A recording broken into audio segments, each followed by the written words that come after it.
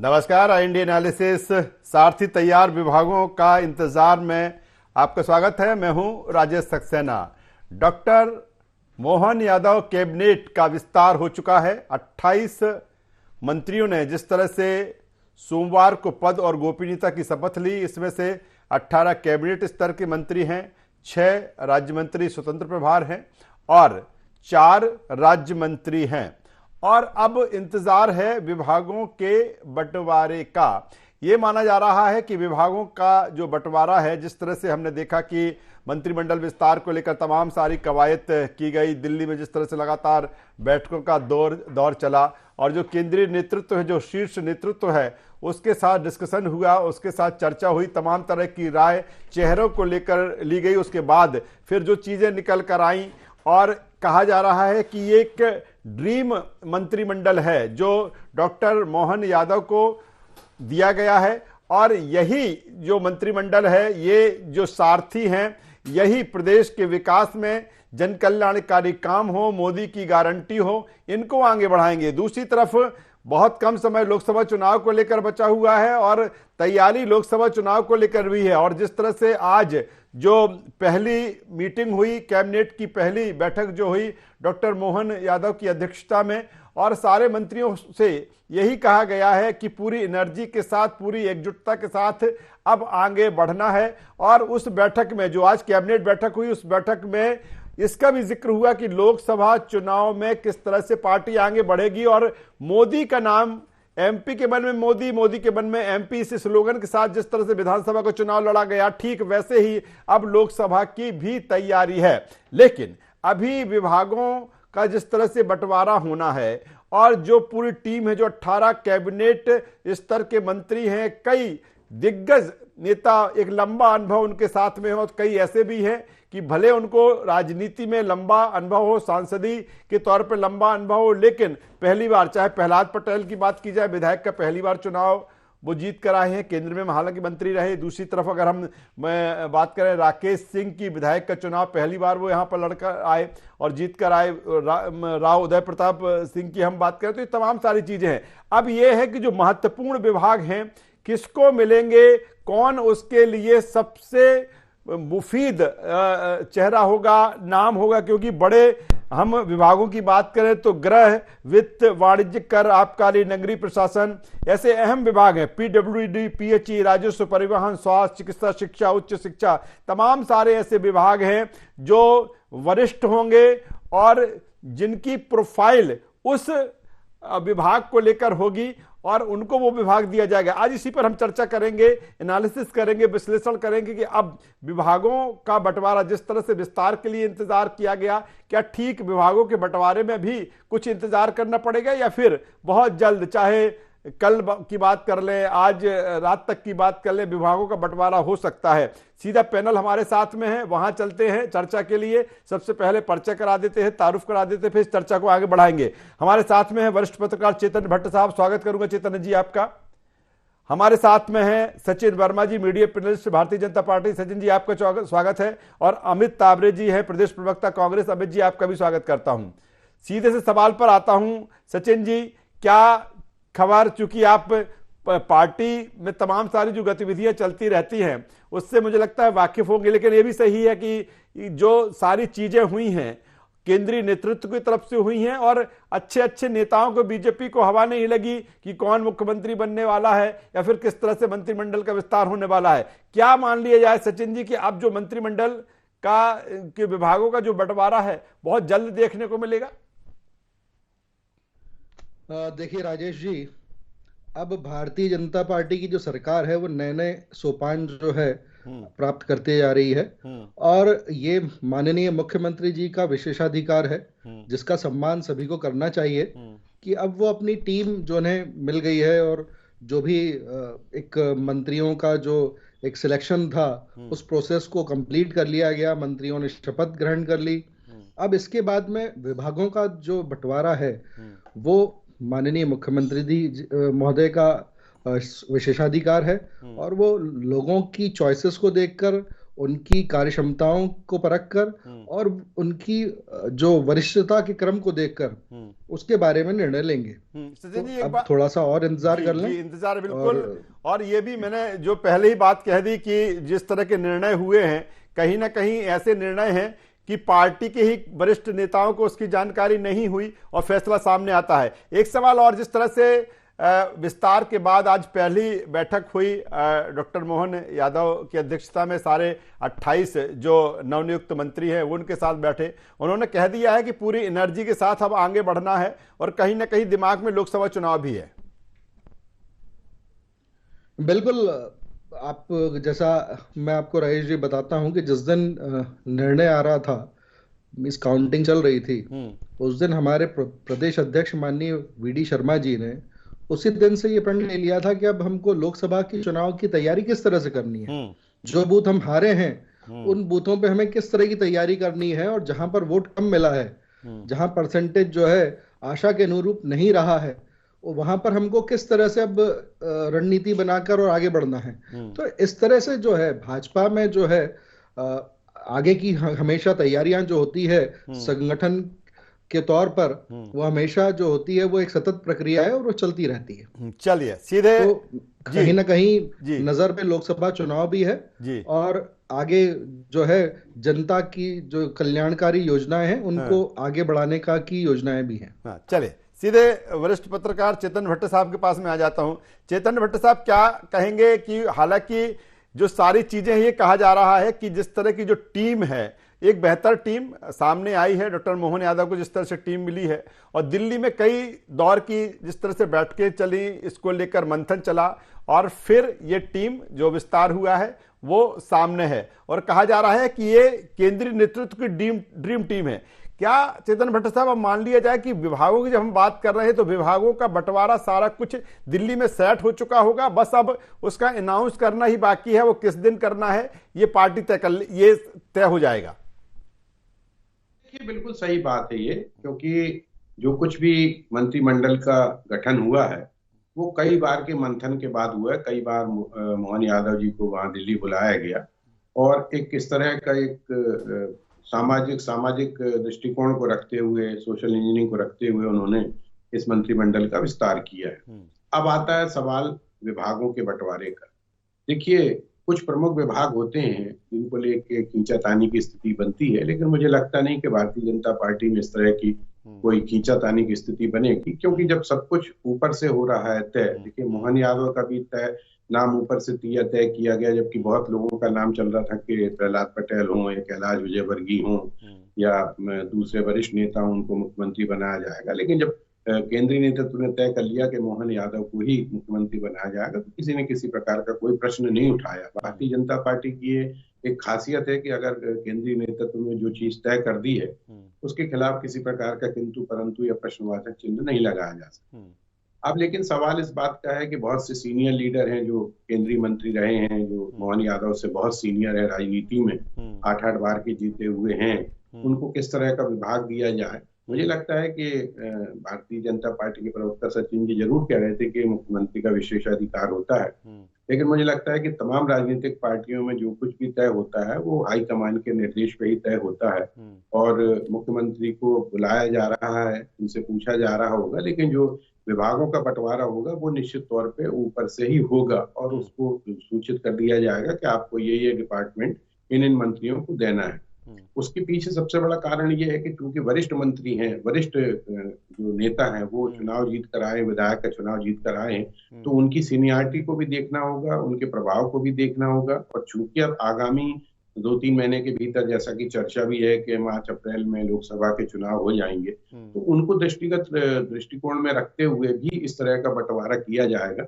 लेकिन अब सवाल इस बात का भी है कि 2-3-4 जो प्रमुख विभाग होते हैं, तो उप मुख्यमंत्रियों को अगर ये विभाग दिए जाएंगे तो फिर मंत्रियों को उनसे निचले स्तर के विभाग दिए जाएंगे। चेतन भट्ट साहब, ये भी एक चैलेंज होगा या फिर ये भी कहीं ना कहीं इस तरह की जो जमावट होगी, क्योंकि सीनियर्स की अगर हम बात करते हैं तो सीनियर्स में कई ऐसे नाम जिनको जो केंद्र में मंत्री रहे और उनको चुनाव लड़ाया गया विधानसभा का, वो जीत कर आए। दूसरी तरफ सांसद के तौर पर देखें तो वो वरिष्ठता है, लेकिन अगर लोक विधानसभा देखते हैं तो उसमें वो पहली बार जीत कर आए हैं। दूसरी तरफ कई ऐसे नाम हैं कि जो राज्य में ही प्रदेश सरकार में रहे, चाहे हम कैलाश विजयवर्गीय की बात कर लें, कुंवर विजय साय की हम बात कर लें, और विश्वास सारंग की हम बात करें, एक ऐसी इसका भी एक कहीं ना कहीं समायोजन भी इस देख कर कि आखिर वरिष्ठता का पैरामीटर क्या होगा। ये राज्य की राजनीति में वरिष्ठता में है तो वो केंद्र की राजनीति वरिष्ठता में रहे हैं। राजनीति में वरिष्ठता तो ये है कि आप चाहे केंद्र में हो चाहे राज्य में हो, वरिष्ठ तो वरिष्ठ होता है। जैसे प्रहलाद पटेल है, वो जो 90 से सांसद हैं, और मोहन यादव जी 2013 में पहली बार विधायक बने। कैलाश विजयवर्गीय 8 बार चुनाव जीत चुके हैं, मंत्री भी रह चुके हैं। तो वरिष्ठता निश्चित तौर पर पॉलिटिकल आपका जो कैरियर है उसके हिसाब से देखी जाएगी। लेकिन चूंकि एक नया प्रयोग भारतीय जनता पार्टी ने किया है, तीनों प्रदेशों में एकदम से नए लोगों को मुख्यमंत्री बनाया, तो वो प्रयोग करती है, इस तरह के प्रयोग करती है। गुजरात में भी उन्होंने प्रयोग किया था और उसको काफी प्रतिफल भी उनको बहुत अच्छा मिला था। तो वो प्रयोग उन्होंने इस बार किया है, और वो उनका ये कोशिश है कि हम नए लोगों को भी लाइमलाइट में लाएं, मुख्य धारा में जोड़ा जाए। क्योंकि देखिए, अगर आप सीनियर को ही अगर सब कुछ दे देंगे तो फिर दूसरी जो पीढ़ी है, बिल्कुल बेहतर बात चेतन भट्ट साहब कह रहे हैं। और जिस तरह से भारतीय जनता पार्टी का जो शीर्ष नेतृत्व है, जो केंद्रीय नेतृत्व है, जिस तरह के अब एक्सपेरिमेंट्स कर रहे हैं, जिस तरह से प्रयोग कर रहे हैं, उसमें कुछ भी संभव है। ये नहीं कहा जा सकता कि ये इतना सीनियर था तो इसको फलाना से ये विभाग दे दिया, इतना जूनियर था इसको बड़ा विभाग दे दिया। मैं सीधे अमित जी के पास में आता हूं। अमित जी, हालांकि जिस तरह से हम टीम की बात कर रहे हैं, सारथी की बात कर रहे हैं, सेना कह रहे हैं, तो वहां पर कांग्रेस में भी नए सिरे से जमावट शुरू हो चुकी है। पहले हमने देखा पीसीसी चीफ की बात करें, नेता प्रतिपक्ष की बात करें, और फिर आपके जो प्रदेश प्रभारी हैं, नव नियुक्त प्रदेश प्रभारी हैं भंवर जितेंद्र सिंह, वो भी आए हुए हैं। मेरा सीधा सा सवाल, इससे पहले कि कांग्रेस की किसी जमावट में बात करूं, सीधा सा सवाल, मंत्रिमंडल विस्तार के बाद अब जिस तरह से विभागों के बंटवारे का इंतजार है, कांग्रेस के स्वरूप में देखती है। हालांकि आप ये भी कह सकते हैं कि ये तो इनका व्यक्तिगत मामला है, लेकिन जब राजनीति में होते हैं, तो जब आप विपक्ष में भी होते तो जिम्मेदारी प्रदेश के विकास डेवलपमेंट में दोनों की होती। क्या कहेंगे राजेश जी? आपने बहुत अच्छा सवाल भी किया और बहुत अच्छा जवाब भी दिया। चूंकि विपक्ष की हमारी जिम्मेदारी है, मोहन यादव जी मुख्यमंत्री बने हैं और एक सामान्य परिस्थिति नहीं है मध्य प्रदेश की। जिन मोदी जी की गारंटी पर, मैं फिर से कोट कर रहा हूं, मोदी जी की गारंटी, ये शब्द बहुत चला मध्य प्रदेश में चुनाव के समय, तो जो बहुमत मिला है तो बहुत जिम्मेदारी भी बढ़ गई है इस सरकार की।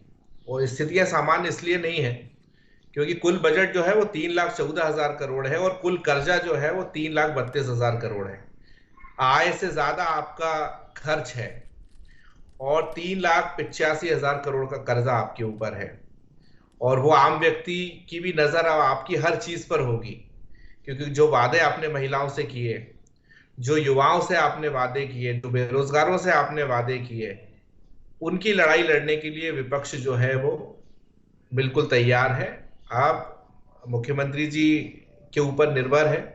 और मुझे लगता है कि जिस तरीके से हमारे वरिष्ठ पत्रकार ने कहा कि सारी पार्टियों में जो है वो दिल्ली से तय होता है, लेकिन यहाँ तो अब मुझे लगता है कि मंत्रिमंडल से बड़ा तो इनका मार्गदर्शक मंडल हो गया है मध्य प्रदेश में। और केंद्र शासित प्रदेश की तरह सारे निर्णय जो दिल्ली से हो रहे हैं, अब आने वाले समय में हम देखते हैं, आप और हम देखते हैं कि क्या मध्य प्रदेश के हित में ये सरकार कर पाती है। एक बार फिर कहूंगा, वित्तीय स्थितियां ठीक नहीं है। 2018 में प्रति व्यक्ति 25,000 रुपए का कर्जा था, जो अब बढ़कर 50,000 रुपए हो गया है। तो कहां से वित्तीय प्रबंधन होगा, ये देखने वाला समय है। और निश्चित तौर पर जो सकारात्मक मुद्दे होंगे, उन मुद्दों पर विपक्षी पार्टी जो है वो कांग्रेस बिल्कुल सरकार के साथ खड़ी रहेगी। लेकिन जो सरकार यदि जनता के खिलाफ कहीं जाकर कुछ काम करती है, या जनता की जो आपने वादे पूरे करे थे वो आप वादे पूरे नहीं करते हो, तो निश्चित तौर पर सदन में भी और सड़क पर भी कांग्रेस का एक एक कार्यकर्ता सरकार के खिलाफ खड़ा रहेगा। सचिन जी, जवाब देना चाहेंगे? देखिए, कांग्रेस जो है, अब तावरे जी जो है मेरे मित्र हैं, और वो जिस तरह से वादा कर रहे हैं और जिस तरह से वो बात कर रहे हैं कि वो एक जिम्मेदार विपक्ष की भूमिका निभाएंगे, तो ये एक शुभ संकेत है कि कांग्रेस जो है उसमें पीढ़ी परिवर्तन के साथ साथ अब सोच परिवर्तन की तरफ भी ये लोग बदल रहे हैं कि अपने इनकी जो सोच थी और जिस दिशा में जा रहे थे उससे अब ये उस भटकी हुई दिशा से ये वापस से सही दिशा की तरफ अपनी कूच करेंगे। और ऐसी ही हमको आशा है कि कांग्रेस जो है अब बेहतर स्थिति में जो है एक जिम्मेदार विपक्ष की भूमिका जो है वो इस मध्य प्रदेश में दिखाएगी। चेतन भट्ट साहब, जिस तरह से जो अमित जी ने जिस बात का जिक्र किया और सही भी है कि ठीक है अब किस मंत्री को कौन सा विभाग मिलता है, लेकिन कहीं ना कहीं जो एक वित्तीय प्रबंधन है और वो एक महत्वपूर्ण होगा सारे विभागों के लिए, क्योंकि एक तरफ आपकी दो चीजें हैं। एक तरफ आपका जो मध्य प्रदेश का में जो डेवलपमेंट करना है, जो आपको विकास करना है, जो आपने संकल्प पत्र में अपना वादा किया है। दूसरी तरफ कहीं ना कहीं जो जन कल्याणकारी जो आपकी योजनाएं हैं या जो आपने वादे किए हैं वो भी एक प्राथमिकता होगी। तो कोई भी विभाग हो, सबका जिस तरह से एडजस्टमेंट होगा काफी महत्वपूर्ण होगा। और यही कारण है कि मुझे लगता है कि जब केंद्रीय नेतृत्व जिस तरह की जमावट करेगा विभागों को लेकर, तो उनके दिलो दिमाग में ये बात भी होगी। देखिए, ये बात बिल्कुल सही है कि जो खजाना है वो पूरी तरह से खाली है और कर्ज पे कर्ज सरकारों को लेना पड़ रहा है। अभी तो कुछ कर्ज लेने की बात भी की थी, लेकिन वो अलग बात है कि केंद्र सरकार ने जो उनका पैसा रोका हुआ था वो रिलीज करने की बात की है। तो हो सकता है कि अभी कर्ज ना लेना पड़े। लेकिन जो योजनाएं हैं जैसे लाडली बहना, उसमें इतना खर्च आ रहा है, इतना खर्च आएगा कि आपको कहीं ना कहीं ऋण लेने की जरूरत पड़ेगी। बहुत सी योजनाएं ऐसी हैं जिसमें अभी रोक लगा दी है वित्त मंत्रालय ने। अभी अखबारों में भी छपा था कि कुछ जो अनुपयोगी योजनाएं हैं उन पे वित्त मंत्रालय ने रोक लगा दी है और कहा गया है कि वित्त मंत्रालय की स्वीकृति के बिना इनमें कोई काम नहीं होगा। तो देखिए, एक बहुत बड़ी चुनौती है, इसमें कोई संदेह की बात नहीं कि जब आप किसी बात का वादा करते हैं तो उसके लिए आपको खजाना भी देखना पड़ता है कि हमारे पास खजाना है कि नहीं। शिवराज सिंह ने जिस तरह से कर्ज लिया है और जिस तरह से पैसा लोगों में बांटा है, उससे कहीं ना कहीं आर्थिक स्थिति कमजोर हुई है। और ये तो प्रधानमंत्री भी कहते हैं कि मुफ्त की रेवड़ियां नहीं बांटना चाहिए, लेकिन उसके बावजूद भी बहुत सी जो योजनाएं हैं वो मुफ्त की योजनाएं हैं और जिसके कारण जो मध्यम वर्ग है उस पर बोझ आएगा। अभी आप देखिए कि 77 रुपया 200 यूनिट पे बढ़ाने की बात बिजली कंपनी ने की है। तो कहीं ना कहीं देखिए, जनता से ही पैसा लिया जाएगा ना। जो भी योजनाएं आप चलाएंगे, ठीक है, ये कहा जाता है कि लोक कल्याणकारी प्रदेश होता है, लेकिन वो पैसा कहाँ से आता है? पैसा तो जनता से ही आता है, टैक्स से पैसा वसूल किया जाता है। तो वो पैसा एक बेहतरीन कामों में लगाया जाए, ये ज्यादा बेहतर है। मुझे लगता है कि मुफ्तखोरी की जो आदत है वो लोगों को अगण्यमान्य बना रही है। ठीक है कि गरीब लोगों को उसमें सहायता मिलनी चाहिए, लेकिन उनको अगर आप मुफ्त की जगह अगर आप कोई काम देते हैं, उद्योगों की स्थापना करते हैं, अस्पताल खोलते हैं, स्कूल खोलते हैं, तो वो ज्यादा बेहतर साबित होगा। लेकिन ये अपना पॉलिटिकल एजेंडा होता है प्रत्येक राजनीतिक दल का कि वो किस तरह से सत्ता में आने के लिए प्रयास करे और उसके लिए क्या क्या वो करता है और किया जा सकता है, उस पर वो डिपेंड करता है। लेकिन ये बात सही है कि अभी जो भी मंत्रिमंडल का जो भी विभागों का बंटवारा होगा वो भी बहुत सोच समझ के किया जाएगा। क्योंकि देखिए कि जब योजनाएं बनती हैं तो उसके लिए पैसे की जरूरत तो पड़ती है। आप चाहे लोक निर्माण की बात कर लें या किसी भी डिपार्टमेंट की बात कर लें, अगर लोक निर्माण कोई निर्माण करना चाहेगा तो उसमें पैसे लगेंगे, हर चीज में पैसा लगता है। तो ये देखना जरूरी होगा कि ऐसे लोगों को वित्त मंत्रालय दिया जाए जो बहुत इस बात को समझते हैं। जैसे अब जयंत मलैया बहुत लंबे समय तक वित्त मंत्री रहे, जगदीश देवड़ा वित्त मंत्री रहे, तो उनको हो सकता है कि इस बारे में काफी आइडिया हो। लेकिन अब चूंकि यहाँ सीनियरिटी जूनियरिटी का भी एक मसला है, इसमें कोई संदेह की बात नहीं है कि बहुत सीनियर लोग हैं मोहन यादव जी से, और मुझे लगता है कि जो कुछ भी तय होगा वो हम निश्चित तौर पर दिल्ली से ही तय होगा। क्योंकि देखिए, उसके पीछे एक सबसे बड़ा कारण है कि प्रत्येक जीते हुए व्यक्ति ने यही कहा है कि इस जीत में पूरा जो श्रेय है वो मोदी की गारंटी का है, मोदी की इमेज का है। तो जब मोदी की इमेज की बात हो रही है और मोदी की गारंटी की बात हो रही है, तो निश्चित तौर पे मोदी जी को ये अधिकार है कि वो मंत्रिमंडल का भी गठन किस तरह से हो उस पर भी अपना दृष्टिकोण रखें और जो मंत्रियों का विभाग हो उसमें भी अपना दृष्टिकोण रखें। और वैसे भी भारतीय जनता पार्टी का जो केंद्रीय नेतृत्व है बहुत खूब बिल्कुल चेतन भट्ट साहब, बेहतर आप बात कर रहे हैं, उसी को मैं थोड़ा आगे बढ़ा देता हूं सचिन वर्मा जी के पास में, जिसकी शुरुआत अमित जी ने की थी। हालांकि उसका जवाब आपने दिया सचिन जी कि उन्होंने कहा कि सकारात्मक, जिस तरह से उन्होंने बात की है कि सकारात्मक विपक्ष की जो भूमिका है वो उसको लेकर निभाएंगे। लेकिन उसके साथ ही उन्होंने कहा कि कहीं ना कहीं जो चुनौती का जिसका जिक्र किया चेतन भट्ट साहब से, मैं वही बात कर रहा था। क्या ये माना जाए कि जो चीजें हैं जिसकी बात अमित तावरे जी कर रहे हैं कि नहीं खजाना खाली है, लेकिन मोदी ने गारंटी ली है, एमपी के मन में मोदी, मोदी के मन में एमपी गारंटी ली है, और जब सारी चीजें दिल्ली से हो रही हैं तो वहां से भी ये सारी चीजें मैनेज होंगी। राजेश जी, ऐसा है कि एक राजनीतिक पार्टी को मीडिया एक परसेप्शन बिल्ड करने का काम करती है, बट जब एक राजनीतिक पार्टी कोई निर्णय लेती है तो वो जमीनी हकीकत को देखते हुए निर्णय लेती है। तो भाजपा ने जो निर्णय लिए हैं वो जनता की भलाई में जमीनी हकीकत को देखते हुए लिए हैं, और इन सब निर्णयों पर, इन सब योजनाओं के रिव्यू जो है वो केंद्रीय स्तर पर भी हो रहे हैं, शीर्ष स्तर पे भी हो रहे हैं और राज्य स्तर पे भी हो रहे हैं। तो इस तरह से जो भी निर्णय लिए जाएंगे वो जनता के भलाई में, जनता के हित में और जन कल्याणकारी योजनाओं के हित में ही ले जाएंगे, क्योंकि एक अगर जनता ने नेतृत्व पे विश्वास किया है और इस तरह से अपार उन्होंने हमको प्यार के रूप में वोट दिए हैं, तो उसका जो है हमको रिस्पेक्ट करना पड़ेगा, और उस जिम्मेदारी के साथ में ही सारे निर्णय लिए जा रहे हैं। जवाबदेही दोनों बढ़ गई है सचिन जी ज्यादा। बिल्कुल आपकी बात सही है, और इस सारी जवाबदारी का जो भार है उसको हम जनता को आभार स्वरूप जो है हम उसको वापस करना चाहते हैं। चलिए अमित तांवरे जी, हम आपकी जमावट का भी जिक्र मैंने पहले किया था, और बिल्कुल सही है कि कांग्रेस कहीं ना कहीं अब जिस तरह से अपने आप को तैयार कर रही है, आपके पीसीसी चीफ जीतू पटवारी जिस तरह से लगातार मैराथन बैठकें कर रहे हैं, समीक्षा कर रहे हैं, ये माना जाए चूंकि अब लोकसभा का चुनाव कम है और जो स्थिति रही है, एक तरफ Bharatiya Janata party clean sweep की बात कर रही है 29 में से 29, दूसरी तरफ कहीं ना कहीं तमाम सारी चीजें जो आपको कवायद करना है या जिसकी शुरुआत हो चुकी है, मान लिया जाए कि एक बेहतर टीम आपकी, इनकी टीम की बात कर रहे हैं कि कहीं ना कहीं आपकी एक बेहतर टीम तैयार हो रही है जो लोकसभा में दो हाथ करने के लिए तैयार है।